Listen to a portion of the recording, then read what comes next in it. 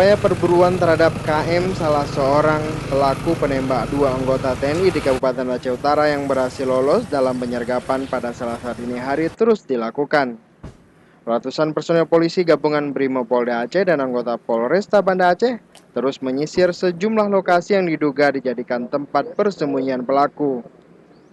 Untuk mempersempit ruang gerak pelaku, polisi melakukan penyisiran di 4 kecamatan, meliputi Kecamatan Darussalam, Baitus Salam, Kurung Baruna Jaya, dan Kuta Baru, Kabupaten Aceh Besar. Kapolresta Banda Aceh Kombes Zulkifli yang ikut dalam pengejaran menyebutkan pihaknya akan terus melakukan pencarian hingga pelaku tertangkap. Kita menurunkan 200 personel gabungan dari Direskrim Polda, kemudian dari Brimob Polda Aceh, kemudian dari Polresta Banda Aceh sendiri. Targetnya adalah kelompok dari Dinminimi yang berinisial K. Sebelumnya dalam penyergapan pada Selasa dini hari, polisi berhasil menangkap TP setelah tertembak di bagian kaki kanan.